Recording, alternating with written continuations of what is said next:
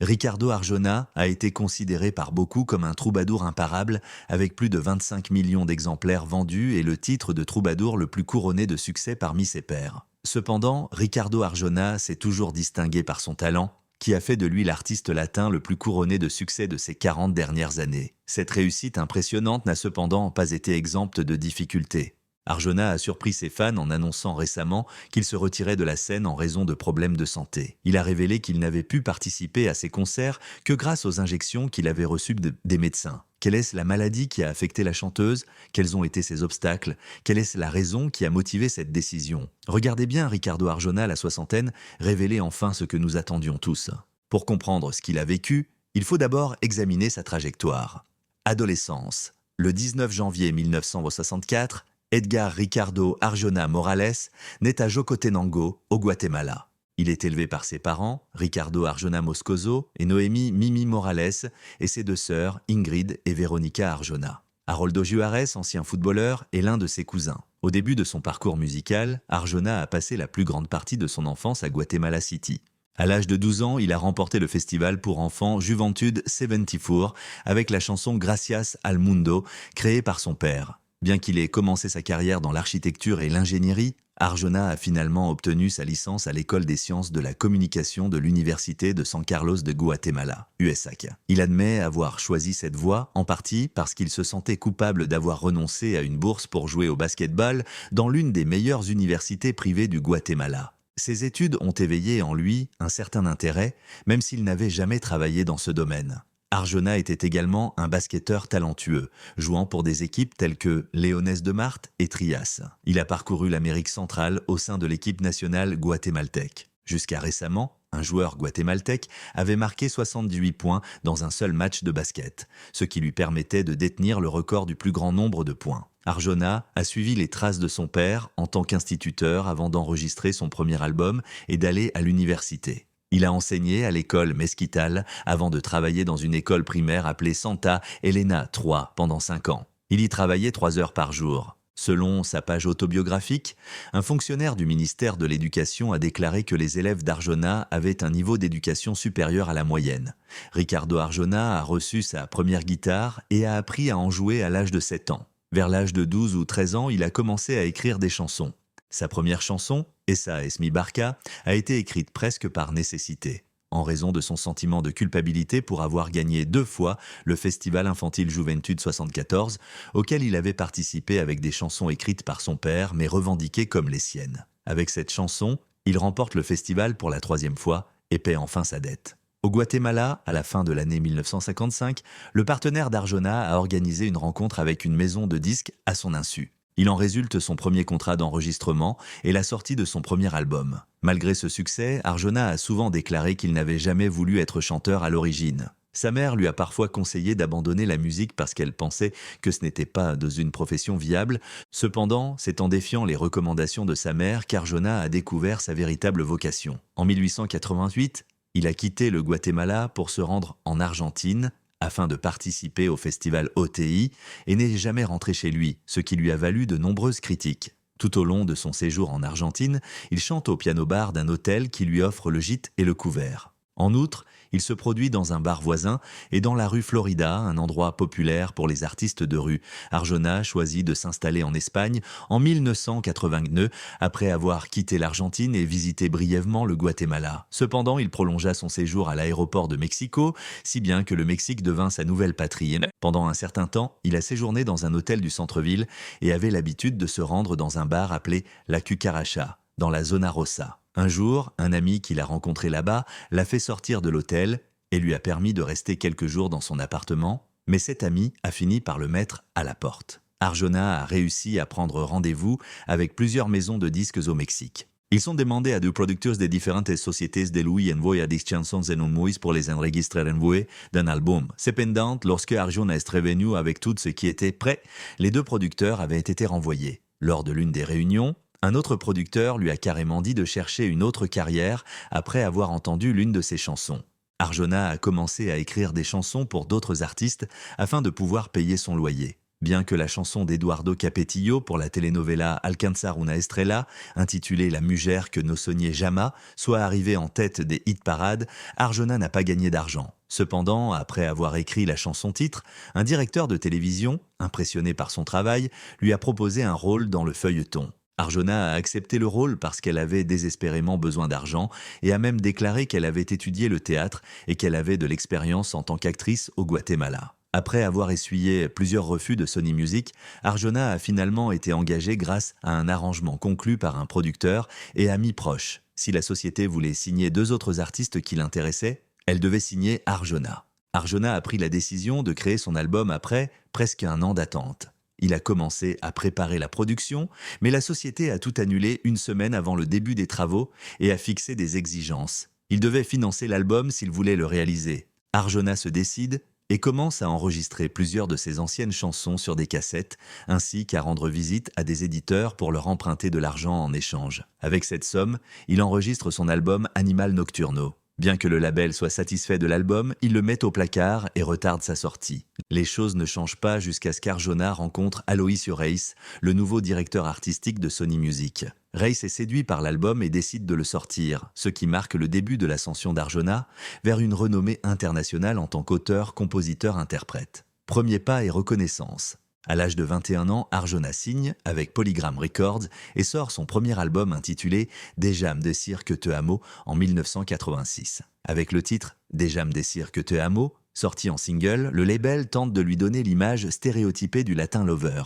L'album reçoit des critiques modérément positives et 3 étoiles sur 5 de la part de AllMusic, mais ne parvient pas à se classer. Néanmoins, Arjona se retire de la musique et se tourne vers l'enseignement en raison de la mauvaise expérience de l'enregistrement de son album et de son échec commercial. À l'âge de 24 ans, Arjona prend une nouvelle décision et cherche à représenter le Guatemala au festival OTI en Argentine avec la chanson Una Estrella. Il crée également la chanson SOS Rescatame au cours des sessions qui suivent.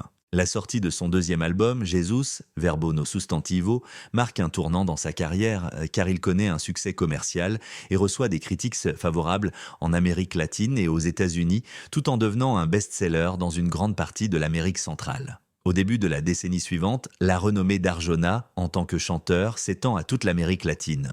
Après avoir signé un contrat avec Sony Music en 1991, il a sorti son album Del Otro Lado del Sol qui n'a pas connu un grand succès commercial. À cette époque, il commence également à écrire des chansons pour d'autres artistes, comme La Mugère que no soñé pour Eduardo Capetillo, Tan Solo Una Mugère pour Bibi Gaitán et Des traces de Mi Ventana pour l'album Nueva Era de Yuri en 1993. En 1994, cette chanson est devenue un énorme succès, atteignant la première place du classement des Hot Latin Songs aux États-Unis. Ses contributions au feuilleton mexicain Alcanzar una estrella démontrent une fois de plus ses talents de chanteur et d'auteur-compositeur pendant 3 semaines. Plus tard, il enregistre Des traces de Mi Ventana avec Melina León pour son album Compilation Tropico 2009, qui comprend une nouvelle chanson. En 1992, après avoir rencontré Raúl Velasco en tant que présentateur, Arjona a participé à un grand concert de l'émission musicale Siempre en Domingo au Salvador, interprétant la chanson Mujeres, qui deviendra plus tard son premier album Animal Nocturno. Animal Nocturno a été publié par Sony Disco le 9 février 1993 et s'est vendu à 500 exemplaires en 1194, ce qui a permis à Arjona de devenir célèbre dans le monde entier. Avec des singles à succès tels que Mujeres et Primera Vez, l'album a atteint la 6e place du classement des chansons latino-américaines. Il lui a valu 33 certifications de platine ainsi qu'une certification de diamant. Avec la sortie de Historias, son 5e album studio, Arjona a consolidé sa position sur le marché musical latino-américain et a obtenu 27 certifications de platine et 2 de diamant, dont 4 fois de platine en Argentine. Historias a atteint la 53e place du Top Latin Albums avec des succès tels que Te Conocí, Pero 13 dans le Top Latin Songs et Señora de las Cuatro Décadas, Pero a 7 dans le Latin Songs. Jason Birchmeier, critique pour AllMusic, a donné à l'album 4 ou 5 étoiles, notant que si l'on ne devait choisir qu'un seul album d'Arjona pour sa collection, c'est celui-ci qu'il faudrait choisir. Arjona a connu un grand succès avec Historias. Les 4e et 5e albums de sa carrière sont devenus les meilleures ventes de toute sa carrière. L'une des tournées les plus réussies d'un artiste latin est la tournée Holy Scene and Fifth Floor, qui a attiré plus d'1 million de personnes dans 19 pays. Cette tournée a accru sa notoriété et lui a valu un succès encore plus grand. Sa croissance et son évolution artistique ont été confirmées par des albums tels que Accompany Me, To Be Alone et d'autres. Vie privée, avec le décès de ses parents, la vie de Ricardo Arjona a pris une tournure profondément sombre. En 2017, son père, Ricardo Arjona Moscoso, décède à l'âge de 78 ans. Sa mère, Noémie Morales, meurt en 2013 à l'âge de 71 ans, quelques années après cette perte. La mort de ses parents a plongé Arjona dans une profonde tristesse qui a marqué une période de deuil et d'introspection intense dans sa vie. Malgré son grand succès en tant qu'auteur-compositeur-interprète, Arjona a eu une vie personnelle pleine de déceptions et de déchirements. Bien qu'il ait conquis de nombreux fans, il a également été confronté aux dures réalités de l'amour, notamment à des ruptures douloureuses et à des divorces. Son mariage avec la portoricaine Leslie Torres a été l'un des plus médiatisés. Ricardo Arjona et Leslie Torres ont commencé leur relation à Buenos Aires et se sont rapidement mariés à Las Vegas en 1992. Les enfants du couple sont Ricardo et Adria. Après 10 ans de vie commune, leur mariage s'est soldé par une séparation très médiatisée et controversée. Leslie accusait Arjona de violence et de menaces, et la bataille juridique pour la garde de leurs enfants était intense. Arjona a exprimé ses sentiments dans la chanson For Better or Worse, qui reflète les derniers tumultes de leur relation. Ricardo Arjona, connu pour aborder des questions sociales et personnelles dans sa musique, a demandé aux médias de respecter sa vie privée et de ne pas s'immiscer dans la procédure de divorce en réponse à cette situation tumultueuse. De graves allégations ont été formulées à cette époque, notamment des menaces de mort, de l'hostilité et des violences physiques de la part d'Arjona à l'égard de Leslie. Le couple a passé beaucoup de temps à se débattre dans des litiges juridiques. L'histoire d'amour entre Ricardo Arjona et Leslie Torres semble ne pas avoir de fin. Ricardo Arjona a remercié ceux qui l'ont soutenu pendant ses souffrances, exprimant sa gratitude pour leurs prières et leur présence à ses côtés à tout moment. Il a souligné l'angoisse de cette expérience et a déclaré qu'il ne la souhaitait à personne. Depuis l'an 2002, il n'a pas cessé de souffrir. Même si le mariage a pris fin, il croit toujours en une résolution positive. Indépendamment de l'opinion publique, Arjona se concentre désormais sur ses projets télévisés et sur le bien-être de ses enfants. La chanson Mujeres aurait joué un rôle important dans le début de la relation passionnée entre Arjona et Leslie. Leur relation a été marquée par l'attention du public et des défis personnels depuis l'époque où elle était Miss Porto Rico jusqu'à son mariage avec Arjona et la mère de 2 enfants. Après 3 ans de batailles juridiques au Mexique et à Miami, Ricardo Arjona et Leslie Torres sont finalement parvenus à un accord dans lequel le bien-être de leurs enfants était primordial. Malgré les conflits, Ricardo Arjona se souvient avec tendresse de la période qu'il a passée avec Leslie, notamment parce que c'est à cette époque que sont nés ses 2 enfants les plus âgés. Il s'agit là d'un beau chapitre de sa vie. Arjona, qui était réputé pour son vaste répertoire de chansons, se qualifie souvent en plaisantant d'ignorants professionnels lorsqu'il s'agit des femmes. Cependant, en capturant et en immortalisant les amours de sa vie, ses paroles suggèrent le contraire. Arjona a créé certaines des phrases d'amour les plus mémorables qu'il dédie souvent aux femmes importantes de sa vie, qu'il s'agisse de sa femme, de sa mère ou de ses amis, pour exprimer son admiration, son amour et son respect. Avant de mettre fin à sa séparation avec Leslie, Arjona a rencontré de manière inattendue le mannequin vénézuélien Daisy en 1998, alors qu'elle participait au clip de sa chanson Dimelono. En 2006, ils se sont fiancés et en 2010, leur fils Nicolas est né. Arjona a eu des relations avec d'autres femmes, comme Véronica Roux, avec qui il aurait eu une liaison, tout en maintenant une relation stable avec Daisy. Certains fans affirment que Ricardo Arjona aurait eu une liaison avec Alicia Machado. Ils se sont rencontrés pour la première fois à la fin des années 1980, lors de la sortie du premier album d'Arjona, Déjame decir que te amo. Bien que leur relation n'ait jamais été officiellement confirmée, elle a fait l'objet de nombreuses spéculations, notamment sur la date à laquelle Arjona a entamé sa relation avec Leslie Torres. Alicia Machado a admis publiquement que leur relation avait duré près de 8 ans. Machado affirme que la liaison a eu lieu à l'époque où Arjona était encore marié à Leslie Torres. Elle affirme qu'Arjona a créé plusieurs mélodies basées sur leur relation, y compris 2 de ses chansons les plus populaires, Desnuda et Pecado. Araceli Arambula a également été mentionnée dans ce contexte. Dans l'émission La Casa de los Famosos, Alicia Machado a révélé que Ricardo Arjona s'était senti très jaloux lorsqu'il avait appris qu'Arambula avait une relation avec Pablo Montero. Machado a décrit comment Arjona a confronté Montero et a créé une controverse. En réponse, Arjona a commencé à fréquenter Araceli Arambula. avec qui il aurait fait un voyage en bateau, un épisode qui a manifestement créé une certaine tension dans la situation. Machado a évoqué la possibilité qu'Arambula, qui avait eu une relation avec Montero et qui est devenue par la suite la mère des enfants de Luis Miguel, ait pu avoir une relation avec Arjona à l'époque. En outre, à cette époque, Arambula s'est rendu au Guatemala pour un événement caritatif organisé par Arjona. Le dossier de divorce d'Arjona a également révélé que sa première femme, Leslie Torres, avait présenté des reçus pour des bijoux et des billets d'avion achetés pour Alicia Machado, Susana Zabaleta et Araceli Arambula. Ces billets comprenaient des billets d'avion pour des lieux où Arjona se produisait. Un projet intrigant. Ricardo Arjona et Edith González sont impliqués dans une histoire exceptionnelle. Dans une interview, elle a révélé qu'Arjona lui avait demandé de participer au clip de Martha, ce qui a donné lieu à des rumeurs de romance entre eux. Edith a déclaré qu'Arjona était unique et qu'on ne pouvait pas le nier. Par ailleurs, l'actrice et soprano mexicaine Susana Zabaleta a évoqué sa brève idylle avec Arjona. Elle était plus séduisante sur scène qu'en personne. Son physique, sa taille et ses cheveux longs l'ont d'abord séduit, mais elle a précisé que leur relation a été de courte durée et n'a pas évolué vers quelque chose de sérieux. Elle a déclaré que l'amour est une bataille impossible à gagner entre le sexe et l'art. La musique d'Arjona traite souvent des thèmes de l'amour et des relations. La nature d'un amour partagé entre trois personnes est remise en question dans des chansons telles que « Donde va est la mort », tandis que « Est la mort que me hizo decirle » évoque la nostalgie de Cien años de soldat de Gabriel García Márquez qui dépeint un désir de solitude et un amour qui semble impossible à atteindre. Favoriser l'individualité de ses enfants est une chose à laquelle Ricardo Arjona est très attaché. Adria, née en 1992, est une actrice et mannequin hollywoodienne de renom qui a travaillé pour de grandes marques telles qu'Armani et est apparue dans Vogue.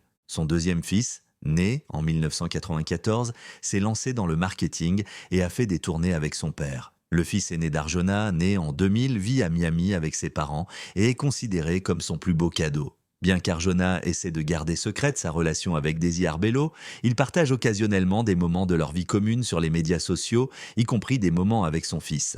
Ricardo Arjona annonce qu'il se retire de la musique. Ricardo Arjona a produit plus de 25 millions d'exemplaires de disques avec 15 albums studio, 2 albums live et 21 compilations. Parmi les récompenses qu'il a reçues, citons 2 Billboard Awards, 3 Billboard Latin Music Awards et un Grammy.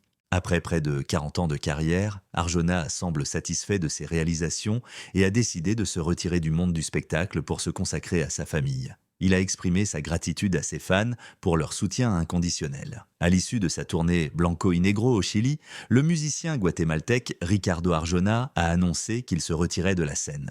La décision de Ricardo Arjona, après plus de 40 ans de carrière, a surpris ses fans et est motivée par des problèmes de santé persistants. L'artiste, connu pour des succès tels que Señora de las Cuatro Décadas, Mujeres et Jesus et Verbo no Sustantivo, a décidé de faire une pause dans sa carrière et a fait ses adieux à ses fans dans un message émouvant sur Instagram. Arjona a exprimé ses véritables sentiments en disant « Je m'appelle Ricardo, mais ceux qui m'aiment m'appellent Seco. Malgré un mal qui disparaîtra bientôt, je vous dis au revoir et vous remercie de tout mon cœur. » Arjona n'a pas révélé les détails de son état de santé à l'âge de 60 ans, mais il semble qu'il se batte contre une maladie dégénérative de la colonne vertébrale qui lui cause de grandes douleurs lorsqu'il se lève. Selon sa déclaration, il a reçu des injections dans la colonne vertébrale pour l'aider à donner ses concerts. Cependant, il devra subir une intervention chirurgicale complexe qu'il reporte depuis un certain temps. Et ce traitement n'est que temporaire. Dans son communiqué, il a déclaré « Je pensais que je n'étais pas prêt à faire un pas et j'ai fini par terminer un marathon ».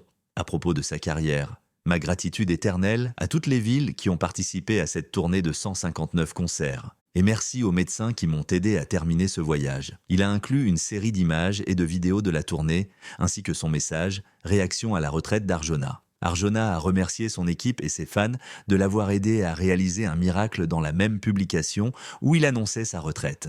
Ce guatémaltèque de quartier a été très bien accueilli par la vie et les gens. Un professeur d'école publique, qui jouait de la guitare, ajoutait quelques mots et essayait de créer une mélodie, a vécu un miracle qu'il n'avait pas prévu. Il a écrit à la main. Les internautes ont réagi avec un mélange de choc et de soutien, inondant les commentaires de messages d'encouragement. Je ne sais pas si je suis choqué ou enragé. Tu connais mon amour et mon respect pour toi. Je sais que tout ira bien pour toi. Vous avez de la force. Je ne sais pas si c'est un adieu à la tournée ou un adieu à la scène. Revenez quand vous voulez. Un fan a dit « Ne nous quitte pas. D'autres ont exprimé leur gratitude pour ces 4 décennies de carrière avec des messages tels que « Merci d'avoir fait ressentir tant de choses à tant d'entre nous. J'espère que tu iras bientôt mieux. Ne t'absente pas si longtemps et tu nous manqueras sur scène. Mais c'est juste un rendez-vous à plus tard. Merci d'être passé à autre chose. » Alors que Ricardo Arjona entame une nouvelle phase de sa vie, son retrait de la scène représente la fin d'une époque pour nombre de ses fidèles fans. Arjona a laissé une marque indélébile sur l'industrie et dans nos cœurs avec son impressionnant parcours à travers la musique et les défis personnels. Que pensez-vous de l'histoire de Ricardo Arjona? Appréciez-vous le chanteur? Utilisez la section des commentaires ci-dessous pour exprimer vos pensées et vos souvenirs. Pour plus d'informations et de mises à jour sur le monde de Ricardo Arjona et d'autres artistes étonnants, n'oubliez pas d'aimer cette vidéo et de vous abonner à notre